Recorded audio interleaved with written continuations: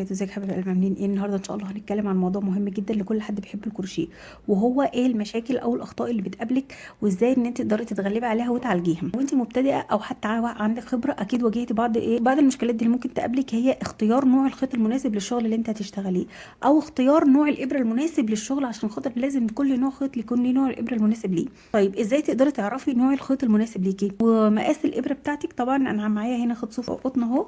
مقاس الابره، اي نوع خيط هتشتري هتلاقي مكتوب على التعليمات بتاع العبوه من ورا مقاس الابره لو انت هتشتغلي بالكروشيه، ومقاس الابره لو انت هتشتغلي تريكو.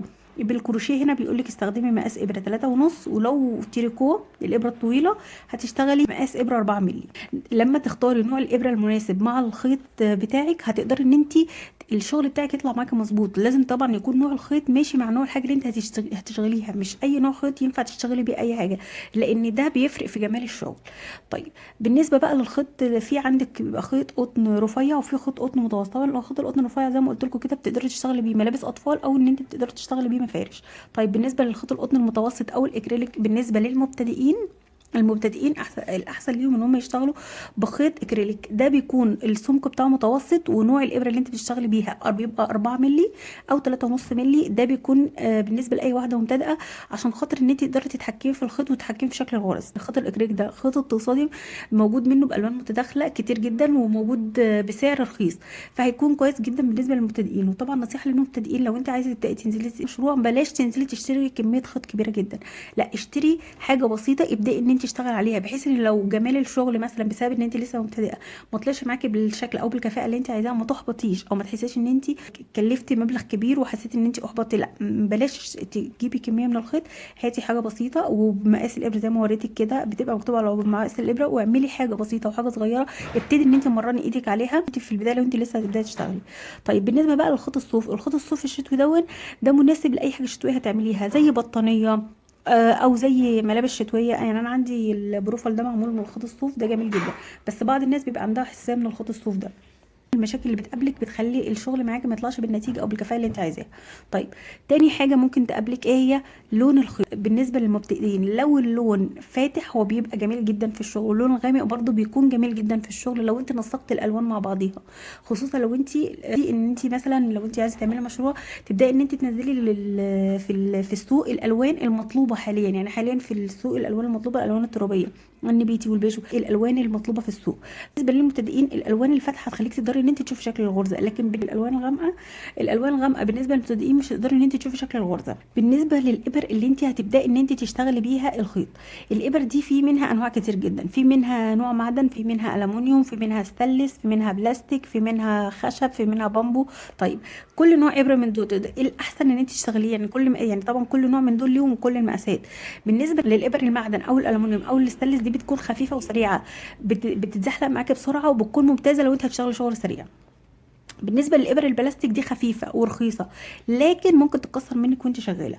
الابره اللي أنا شغاله بيها دي المونيا، وعندي هنا ابر استانلس، وعندي ابر معدن، هي الابره زي دي استانلس بالشكل ده، وعندي كمان دي المونيا اللي انا شغاله بيها، وفي في كمان ودي المونيا اهي، دي استانلس، دي استانلس، فعندك وفي ابر بقى عندك اللي هي بتبقى البلاستيك دي زي ما قلت لك ممكن تتكسر منك وانت شغاله، فالاحسن لو انت مبتدئه بلاش تشتغل بالابر البلاستيك. وفي بالنسبه للابر الخشب او البامبو طبعا في ابرنا برده كل مؤسسه زي ما قلت لكم، دي بتكون مريحه في الايد، خصوصا لو انت بتشتغل الخيط اللي هو الحرير. من الحاجات برضو اللي ممكن تضايقك وقت الشغل المقبض بتاع الابره. في ناس احيانا المقبض الحديد او المقبض الالمونيا ده بيتعب ايديها، فبيبقى في ابر في المقبض بتاعها بيكون يا اما مطاط يا اما سيليكون زي ده كده. فالاحسن ليكي لو انت ايدك بتوجعك من الابر الالمونيا او ستانلس استخدمي اليد بتاعتها بتكون مطاط. وزي ما قلت لك جربي دايما ان انت تشتغلي عينه قبل ما تبداي اي شغل، عشان خاطر تشوفي شكل الشغل هيبقى عليه عامل ازاي. ابداي يعني انت مثلا عايزه تعملي مفرش، اعملي منه حاجه بسيطه، اعملي من الغرزه بتاع المفرش حته صغيره كده، شوفي الدنيا هتبقى ماشيه معاكي ازاي. لو لقيتي تمام كملي، لقيتي في حاجه عندك لازم توقفي وتعرفي الاول. هقول لكم 6 اخطاء اعرفي ايه اي حاجه من دول موجوده عندك، بحيث ان انت تقدري تعدلي في الشغل والشغل يطلع معاكي جميل ويطلع معاكي مظبوط.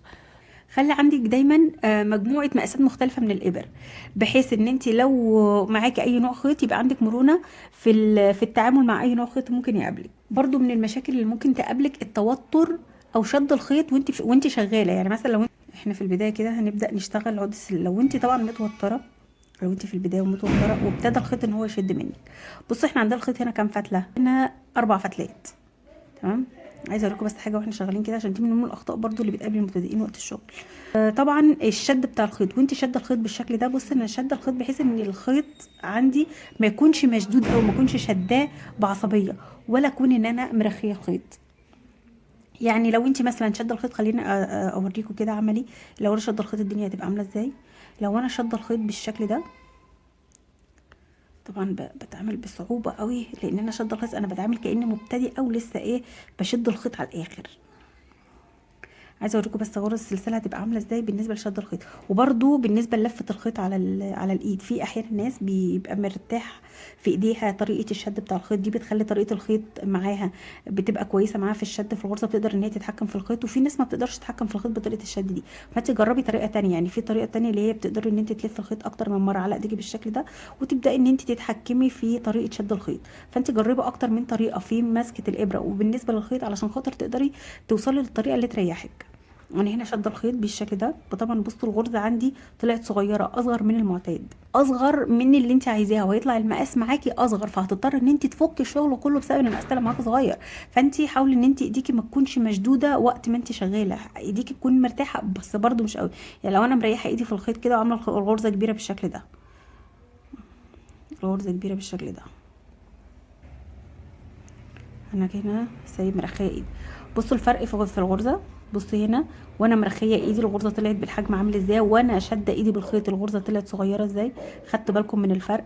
ده بيفرق في شكل الشغل بتاعك. لو انت مرخيه ايديكي الغرزه هتطلع معاكي كبيره، والمقاس هيطلع معاكي اكبر، غير ان الشغل نفسه معاكي هيطلع مرخي، مش هيطلع حلو، فهتضطري ان انت تضايقي او تضطري ان انت تفكي الشغل كله. ولو انت برضو شاده ايديكي هيطلع الصغير، حجم الشغل هيكون صغير. ولو انت مبتدئه ممكن يطلع معاكي معقد وفي نفس الوقت مش يديكي الشكل الجمالي برضو اللي انت عايزاه، فده برضو هيبتك. وانت شغاله حاولي ان انت تكون ايديكي لا تكون شاده الخيط قوي، ومرني ايدك في الشغل. يعني انت ما تخافيش لو انت واحده لسه مبتدئه مثلا، ما تقلقيش ان الشغل معاكي لسه في البدايه ما بيديكيش اللي هو الشكل اللي انت عايزاه. مرني ايدك، التمرين هو هيخلي عندك مرونه ويخلي عندك خبره ومهاره، وانك بعد كده تشتغلي بتلقائيه وما تحتاجيش ان انت رول. الممارسه المستمره هي اللي بتعودك مع الوقت على ضغط شغل ثابت. من الاخطاء برضو اللي بتقابلك وقت شغل الكروشيه هي العد وتكرار الغرز. بالنسبه للعد، لو انت بتعدي مثلا شغل مثلا في 5 غرز مثلا او 5 سلاسل مثلا، لو انت مثلا مش بتعدي باستمرار، يعني بالنسبه للناس اللي بتعمل حاجات كبيره زي مثلا لو حد عايز يعمل بطانيه، لو حد عايز يعمل مفرش، الحاجات دي بتحتاج عدد غرز كبير جدا. فطبعا لو انت المقاسات عندك مش عدى الغرز بمقاسات مظبوطه بالنسبه لكل سطر والتاني، ده هيبوظ معاكي شكل الشغل وهيخليه ما يطلعش بالشكل اللي انت حباه. فطبعا لازم تبقي واخده بالك من عد الغرز. فطبعا لو انت بتتلخبطي من الناس اللي هي مثلا بتحس بالملل، او ان هي بتسرح وهي بتعد، او بتتلخبط وهي بتعد، طيب لو انت عايزه تحلي المشكله دي تقدري ان انت تعالجيها ازاي؟ تعالجي المشكله دي عن طريق ان انت تجزئي الشغل بتاعك. اول حاجه تجزئي، يعني مثلا لو انت هتعدي مثلا الصف عندك مثلا 100 غرزه، لا ما تعديش ال 100 غرزه كلهم، خلي كل 20 غرزه حطي مثلا علامه، بحيث ان انت لما تجزئي الشغل وتقسميه في العد ما يلخبطكيش في العد. او ان انت تجيبي ورقه وتحطيها جنبيكي كده، تكتبي فيها عدد الغرز وعدد الصفوف اللي انت هتطلعي بيها، وتكتبي في الورقه جنب كل صف اشتغلتيه، عدد الغرز اللي انت اشتغلتيها سجليها دايما في ورقه جنبك وانت شغاله، بحيث ان ده يخليكي دايما تفتكري وما يخليكيش تنسي. طرق برضو اللي بتسهل عليكي العد والتكرار ان انت تعدي بصوت عالي، يخليها في اللاوعي عندك، تثبت عندك العد ويخليكي ما تنسيش. ما تقلقيش ابدا لو انت غلطت في العد، هتتعود على العد بشكل تلقائي من غير اي مجهود كبير منك. ازاي ان انت تقدري تتعاملي مع الاخطاء؟ كلنا بنغلط وده طبيعي جدا. صلحي الغلط ده من غير ما تفكي الشغل كله. احيانا قلت لكم كده بنغلط في العد وده طبيعي واحنا شغالين، المهم اننا نتعلم ازاي نصلح الغلط ده من غير ما نفك الشغل كله. لو انت مبتدئه ازاي تكتشفي الغلط بسرعه بحيث ان انت ما تضطريش تفكي الشغل كله. المبتدئين اقفي كل سطر او كل 10 او 20 غرزه وبصي على شكل الغرزه، شوفي التناسق بتاع الغرز معاكي مناسب ولا لا. وبرده خدي بالك لو انت شغاله، يعني وانا معاكم كده هنشتغل مثلا، هنشتغل ايه الغرز الاماميه. هنا هنشتغل عمود بلفه. طبعا وانت شغاله عمود بلفه بتسيبي اول غرزه وتخشي في الثانيه وتبداي تشتغلي ايه اول عمود بلفه معاكي بالشكل ده. طبعا وانت شغاله كده عمود بلفه لازم بالنسبه للمبتدئه وانت شغاله بالشكل ده، لو ايدك لسه في البدايه في الشغل، هنا عندي الخيط ده 4 فتلات. طيب بالنسبه للخيط ده 4 فتلات، ممكن وانت شغاله هنا تلاقي الابره دخلت منك في نص الخيط من هنا، تلاقيها دخلت بالشكل ده كده مثلا. ايوه هي دخلت منك كده، بص واخده بالك الابره دخلت في نص الخيط، لا لازم تطلعيها من نص الخيط، ما تسيبيهاش، لانك لو سبتيها ده هيأثر على جمال الشغل بتاعك. بالشكل ده هتخشي كده اهو، وانت شغاله بتطلعي بالخيط بالشكل ده. لو الخيط دخل منك في السلسله دي مثلا وانت شغاله تطلعي وتقومي واخده الغرزه وسحبها على طول، غلط، ده هيأثر على شكل جمال الشغل. لا، لازم ترجعي الغرزه دي وتبداي ان انت تظبطي شكل الشغل بتاعك. لو دخل منك في نص الخيط، يعني الغرزه الابره لو دخلت منك في نص الخيط كده وانت شغاله، لا لازم تصلحي الشكل الشغل بتاعك وتبداي ان انت تظبطيه. ليه بقى؟ لان ده هيفرق معاكي في جمال الشغل. ولازم تاخدي بالك اذا كنت شغاله هنا غرزه اماميه ماشي مظبوط، لو انت هتطلعي مثلا الصف اللي بعد منه، عشان بس مطولش على الفيديو، لو هتطلعي الصف اللي بعد منه تكوني متاكده ان ده الظهر، هتمشي الظهر مع شكل الظهر والوش مع الوش، بحيث ان انت ما تضطريش ان انت تفكي جزء كبير جدا من الشغل.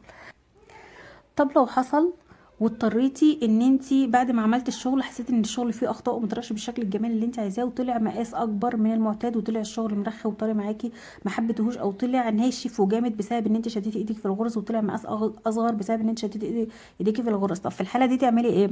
طبعا في الحاله دي هتضطري ان انت تفكي الشغل كله. طب لما تفكي الشغل كله تعملي ايه؟ طيب وانت بتفكي الشغل كله، اول حاجه لازم يكون في جنبك حاجه بتلف على الخيط عشان الخيط ما يتلخفنش منك والدنيا تبوظ معاكي. طيب ولازم تاخدي بعد كده تاخدي استراحه وتهدي من التوتر طبعا والعصبيه، لان اي واحده فوق الشغل طبعا بتخش في، طبعا ده بيأثر عليكي في وقت الشغل. طبعا ما تبدايش الشغل اللي بعديه على طول، وخدي استراحه واهدي وخدي نفس، وابداي بعد كده نظام الوقت اللي انت هتبداي برضه تشتغلي فيه في الكروشيه، بحيث ان الكروشيه اصلا بياخد منك وقت كبير جدا. فحاولي ان انت تنظمي الوقت بتاعك برضه في الكروشيه، عشان ما تحسيش ان هو ضغط عليكي وواخد منك اليوم مش قادره تعملي اي حاجه، وفي نفس الوقت يعني تزهقي منه كمشروع في البدايه. لا، لازم اعملي لنفسك جدول ونظمي الوقت بتاعك. وطبعا ما تقلقيش خالص لو انت غلطتي في الكروشيه، اي غلطه تغلطيها في الكروشيه دي هتكون خطوه في ان انت تتعلمي حاجه جديده، وان انت تكوني بعد كده عندك دقه وعندك مهاره ان انت تلحقي اي غلطه وقعتي فيها في الكروشيه من قبل ما